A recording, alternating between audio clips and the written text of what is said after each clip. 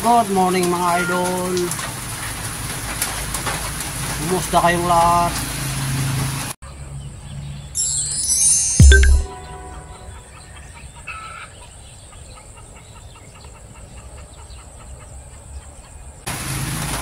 Bumaba ba sa inyo ngayon? Alam nyo mga idol, hiniling ko talagang magkaulan. O bagyo pa hiniling ko.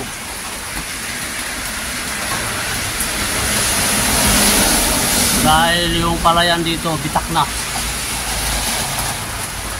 So ito, marunong talaga Panginoon pag humiling ka ng tubig, ulan. Siksik, liglig, umaapaw mga idol. Tuwang-tuwa yung aking palay ngayon doon. Dahil itong ulan na ito, nagsimula ito ng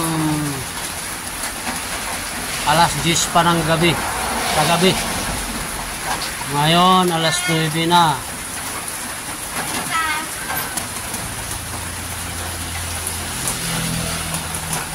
Marami nga sa atin galit pag may bagyo. Pero sa aming magsasaka, kahit ano pa epekto ng bagyo na yan, basta may ulan, lalo na sa mga nagpapalayan,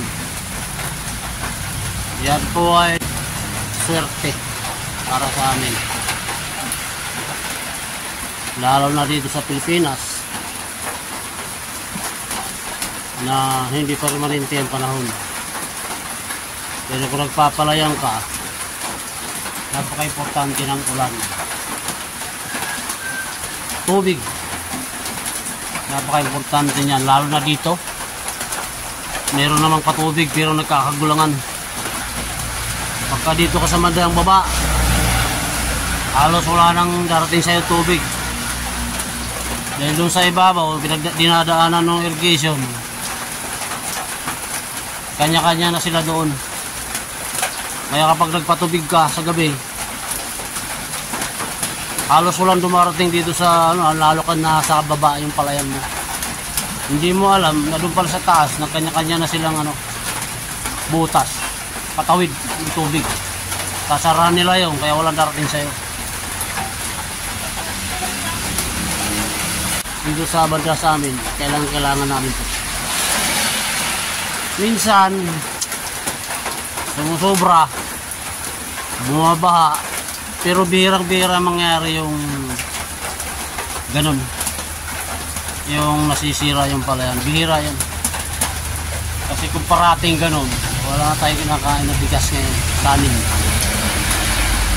Ito ngayong panahon ngayon mga idol, napakahaba na ng ulan na ito, pero okay lang yan kasi yung karamihan ng palayan dito ay magbubuntis pa lang, so kailangan yan.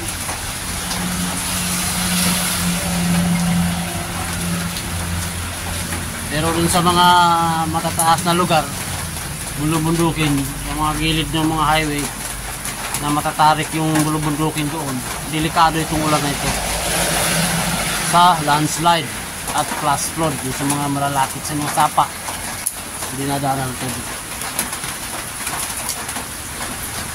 Pero dapat pa rin pasalamat ito ng mga magsasaka. Yung ulan na ito, kailangan sa panahon ngayon. At ang palay malapit na magbuntis. Yung iba naman nagumpisa na ang mamulaklak. Ang ating lagay ng panahon ngayon, ano yung alarm ng NDRRMC, orange warning. Baka mamaya red warning. Makapal talaga yung kaulapan. Ulan, low pressure. Mukhang magiging bagyo pa talaga. Nasa southeast of Mindanao.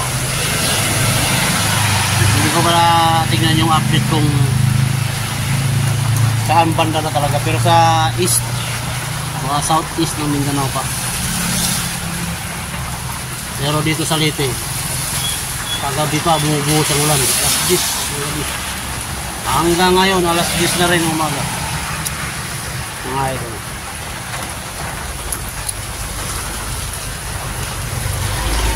Doon. Pinapaalam ko lang sa inyo na masaya ako na umulan.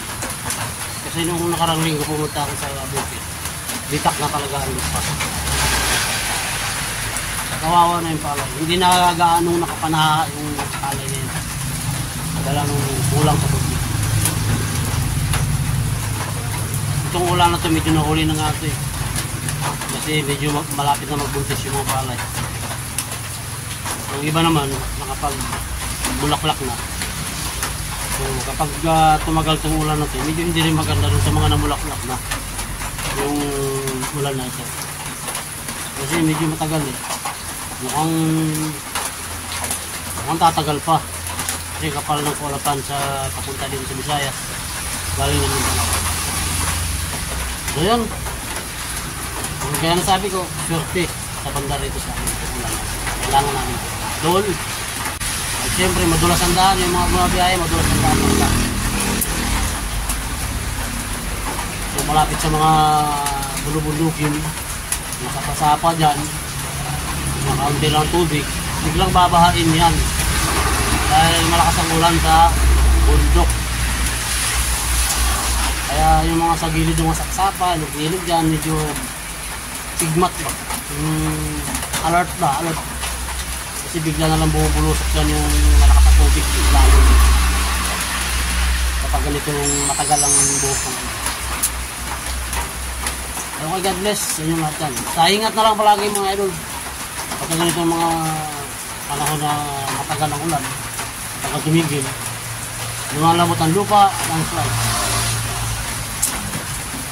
Pag lumakas naman ang ulan, malakas na malakas, baka.